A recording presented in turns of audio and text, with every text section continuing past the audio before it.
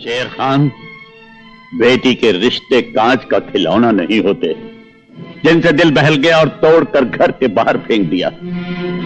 मेरी बच्ची ने ऐसा कौन सा गुनाह किया था जिसकी तूने उसे इतनी सख्त सजा दी? सजा उसे नहीं, तुझे दी है। गुनहगार वो नहीं, तू है। अब शेर खान की हवेली के साए में आ ही गया है तो जवाब भी देता जा। मेरा दादा आसिफ खान, परदादा गुल खान और चाचा शाहरुख खान, इनमें से कौन है जिसे तू नहीं जानता? इस खानदान के बेटे की जमानत मांगने की जरूरत कैसे की तूने? बोल। हक मेहर तो हमने अपनी रुखसार की हिफाजत के लिए मांगा था, अपने लिए नहीं। समझी साईं, ठंडे दिमाग से अपने दिल पर हाथ रखकर सोच, क्या कोई बाप अपनी औलाद के लिए बुरा सोच सकता है? तेरी सोच में छुपी हुई खोट मैं उसी दिन समझ गया था फतेह खान। तूने सोचा कि 50 लाख रुपए और 100 एकड़ जमीन के नीचे दबकर शेर खान दफन हो जाएगा, खामोश हो जाएगा, बारात लेकर वापस लौट जाएगा। तूने मेरी जिल्लत देखनी चाहिए थी, जिल्लत।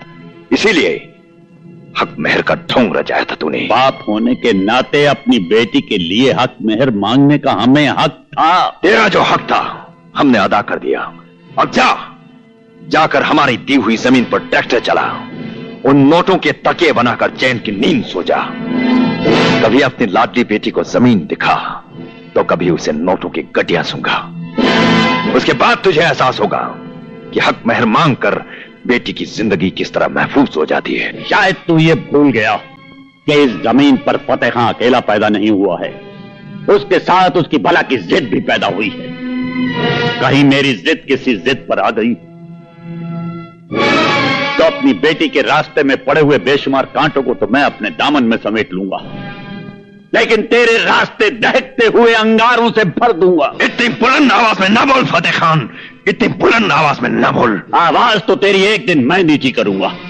शेर की तरह गरजने वाला बिल्ली की जबान बोलेगा। तुझे फतेह खां की दहलीज पर सर झुकाकर, नाक रगड़कर मेरी बेटी फिर से मांगनी पड़ेगी।